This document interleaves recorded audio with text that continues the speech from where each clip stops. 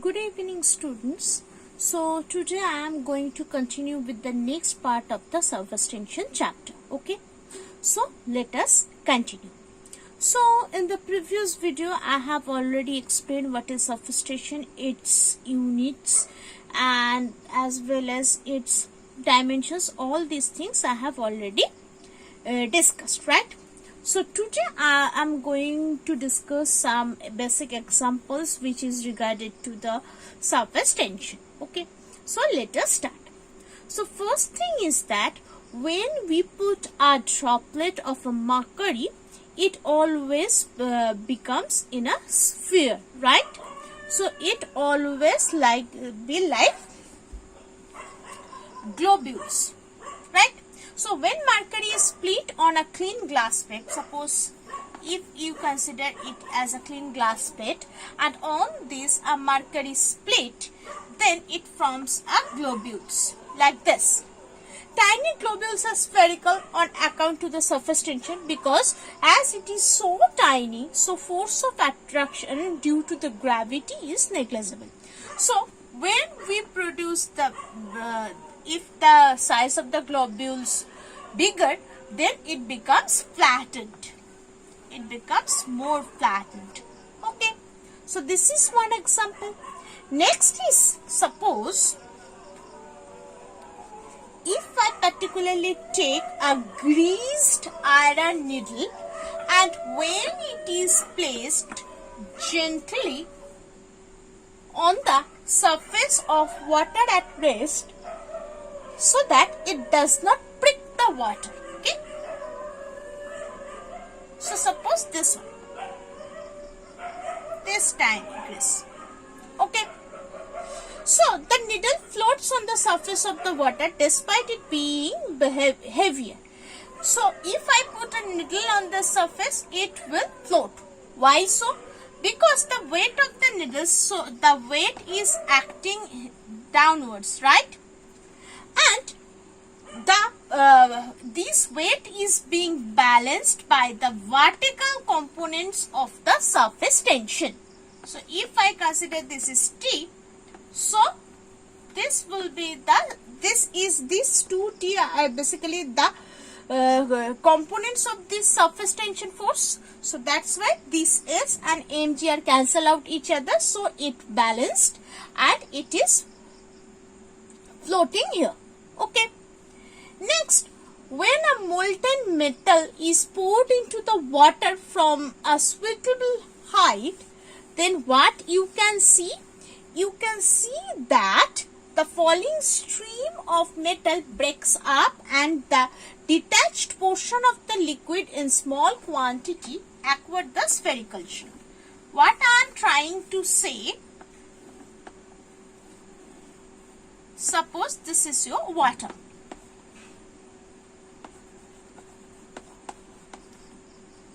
Okay. Now, if you pour some liquid metal like this here, so when it is poured down to in the liquid, in the water, so it will form like this. Okay.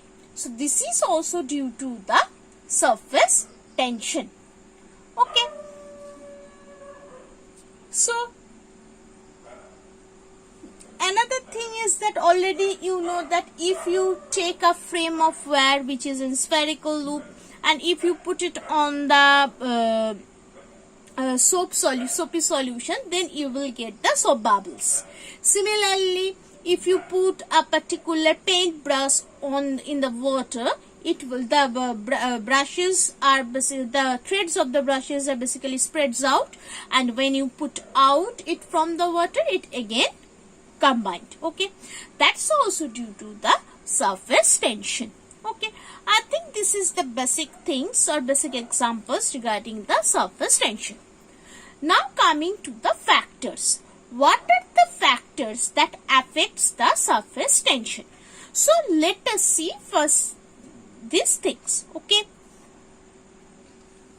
so first and foremost factor which affects the surface tension, basically this is the temperature.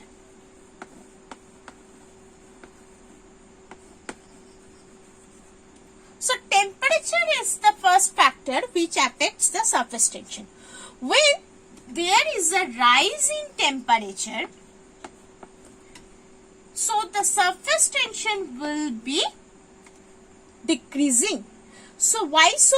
The reason I will come later. So the surface tension of the liquid is 0 at boiling point and it vanishes at critical temperature. I think from the concept of the thermodynamics, you already know what do you mean by the critical temperature. But still I am just revising it. What is the critical temperature? This is the temperature at which all the objects will exist basically in a liquid state, right? So at critical temperature, the surface tension just vanishes, okay? So therefore, why it is happening so? So at the critical temperature, the molecular forces for the liquid, so if this is the molecules of the liquid, so and when we are getting, for suppose this is the molecules of the liquid and this is the molecules of the gas. So this is gas and this is liquid. So at critical temperature, when basically it is the temperature when gas converts into liquid, right? So therefore at critical temperature, the intermolecular forces for the liquid and gas becomes equal. So they can expand without any restrictions. That's why at the critical temperature there is no surface tension, okay?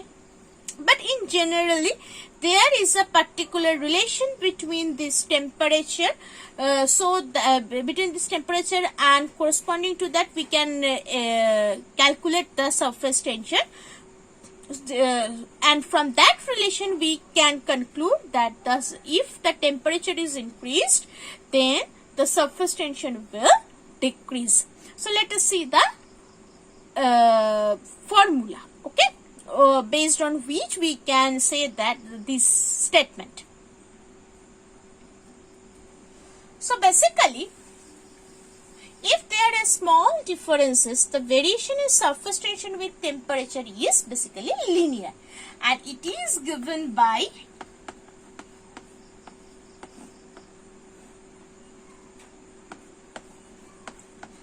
so using this relation, we can say that basically this is the relation where we can say that if temperature increases, then the surface tension will decrease. What is this T small t? It is basically the surface temperature at T degrees Celsius. This is T is basically the surface tension at T degrees Celsius, surface tension at 0 degrees Celsius, and alpha is basically the temperature coefficient of surface tension, and T is the temperature, okay? Now, what is the example? Basically, hot soup tastes better than cold soup, and machinery parts get jammed in winter. So this is the thing based on which we can say that if temperature increases, then the surface tension will decrease. Another factor which affects the surface tension is the impurities, okay? So the next factor that affects the surface tension is impurities. The presence of impurities may be either on the liquid surface or dissolve in it, right? So that's why if an impurity is dissolved in the liquid or it is on the surface of the liquid, it basically both of them are being affected or both basically affected the surface tension. It basically, the impurity basically, the surface tension basically dependent, or basically it depending on the degree of contamination. How much impurity is poured, based on that it is being affected. Okay. So basically, if there is a particular highly soluble substance, then it decreases the surface tension, increases the surface tension, and if the solubility is low, then the surface tension is being decreased. Okay. So these two things, this impurity is a factor that affects the surface tension. So basically there are these two things. Now I am going for the part, that is the application of surface tension.